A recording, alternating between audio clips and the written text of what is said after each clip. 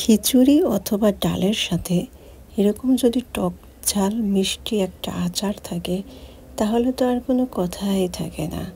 খেতে কিন্তু খুবই ভালো হয়, খাবারের টেস্টটা আরও দ্বিগুণ বাড়িয়ে দেয়। আসসালামু আলাইকুম এভরিওয়ান, আশা করি সবাই খুবই ভালো আছেন। কাছে বা দূরে যে যেখান থেকে আমার ভিডিওটা দেখছেন সবাইকে আমার নতুন ভিডিওতে আমন্ত্রণ জানাচ্ছি। বাই দ্য ওয়ে, আজকের রেসিপি টক ঝাল মিষ্টি আমের আচার। ঘরে থাকা কয়েকটা উপকরণ দিয়ে খুবই সহজভাবে আমি আপনাদেরকে দেখানোর চেষ্টা করব। আশা করি খুবই ভালো লাগবে আজকের রেসিপিটা। সাথে থাকছে অনেক টিপস অ্যান্ড ট্রিক্স, যেগুলো ফলো করলে আপনাদের আচারটা একদম পারফেক্টভাবে হবে। তো এখানে আমি 1 কেজি পরিমাণ আম নিয়েছি। তো আমটাকে ভালো করে ধুয়ে শুকিয়ে নিতে হবে যেন আমে কোনো পানি না থাকে। তারপর আমের যে সামনের অংশটা সেটা কেটে ফেলে দিতে হবে। কাজটা খুবই সাবধানে করবেন, যেহেতু আমের ভিতরে আঁটি আছে আর আঁটিটা অনেক শক্ত হয়ে গেছে, আপনার একটু চেরফের হলে হাত কেটে যেতে পারে। তো কাজটা আপনারা বটি দিয়েও করতে পারেন, তাতে কোনো সমস্যা নেই। তো আমটাকে আমি 2টো ফালটা করে নিয়েছি মাঝ বরাবর, করার পর মাঝখানে যে বিচি থাকে সেই বিচিটাকে বের করে ফেলেছি। বের করে ফেলার পর আপনার আমটাকে 4টা ভাগে ভাগ করে নিয়েছি। আঁটিটা কিন্তু খুবই শক্ত হয়ে গিয়েছে, আপনারা দেখেই বুঝতে পারছেন। তো এটা আমি পরে আবার ছাড়িয়ে নেব। আমাকে ছাড়িয়ে নেওয়ার পর ভিতরে যেন মশলাগুলো ভালোভাবে ঢুকতে পারে, তার জন্য প্রত্যেকটা আমের পিসে 3-4টা করে আঁচড় দিয়ে দেব, যেন মশলাটা ভিতর পর্যন্ত প্রবেশ করতে পারে।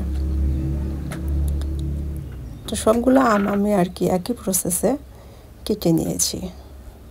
আর আমের মাঝখানে যে কাগজের মতো একটা পাতলা অংশ থাকে সে আবরণটা তুলে ফেলতে হবে, তা নাহলে আচারের টেস্টটা নষ্ট হয়ে যেতে পারে।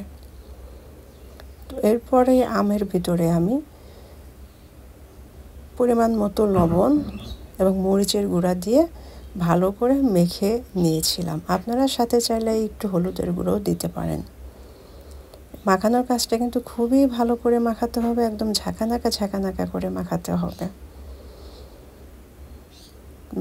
মাখানোর পর এটা আমি ঢাকনা দিয়ে ঢেকে রাখবো 3 ঘন্টা পর্যন্ত। তো ফেললাম 3 ঘন্টা পর এখানে যে মশলাগুলো দেখছেন, এখানে আছে শুকনো মরিচ, কালো সরিষা, সাদা সরিষা, মিষ্টি সজ আর সাথে নিয়েছিলাম ধনিয়া। সবগুলো আমি 1 চামচ করে নিয়েছিলাম। নেওয়ার পর একদম লো হিটে এটাকে ভালো করে ভেজে নিতে হবে। একটু সময় নিয়ে কাজটা করতে হবে যেন একদম মুড়মুড়ে হয়ে যায়। চুলার আঁচটা একদম বাড়িয়ে দিতে যাবেন না, তাহলে কিন্তু পুড়ে যাবে। পুড়ে গেলে ফ্লেভারটা একদম নষ্ট হয়ে যাবে। তার জন্য মিডিয়াম রেখে চুলার আঁচটা তারপরে আপনারা এটা ভেজে নেবেন। ভেজে নেওয়ার পর একটা প্লেটে ঢেলে ছড়িয়ে রাখবেন কিছুটা সময়, তাহলে দেখবেন একদম পারফেক্টভাবে মুড়মুড়ে হয়ে গেছে। আপনার গুঁড়া করতে খুবই ভালো হবে। আশা করি টিপসটা খুবই ভালো লেগেছে।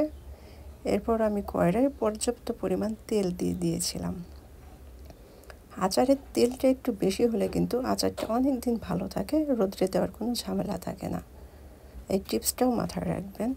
তেলটা গরম হয়ে আসার পর এইখানে আমি 400 গ্রামের মতো চিনি দিয়েছিলাম। যেহেতু 1 কেজি আচারে 400 গ্রামের মতো চিনি দিলে আর কি পারফেক্ট হয়।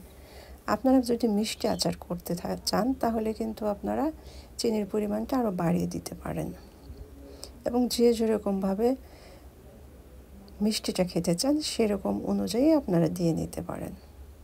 তো চিনিটা হালকা গলে আসার পর এখানে আমি মশলা দিয়ে মেখে রাখা আমটা দিয়ে দিলাম। আমটা দিয়ে ভালো করে মিশিয়ে নেব। মিশিয়ে নেওয়ার পর সামান্য লবণ দেব, যেহেতু আমি আগে লবণ দিয়েছি, তারপর এর জন্য আমি এই পর্যায়ে লবণটা একটু হালকা দিয়েছি। লবণটা না দিলে কিন্তু আপনার আচারের টেস্ট একদম ভালো আসে না। লবণটা অবশ্যই দেওয়ার চেষ্টা করবেন। তো ঢাকনা দিয়ে ঢেকে আমি এটাকে সিদ্ধ করে নেব।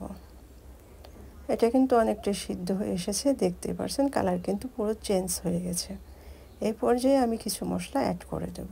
তো আমার মশলাই ছিল, এখানে হলুদের গুঁড়া ছিল 1 চামচ আর মরিচের গুঁড়া ছিল 1.5 চামচ। যেহেতু আমি ঝালটা একটু বেশি খাবো তার জন্য ঝালটা বেশি নিয়েছি।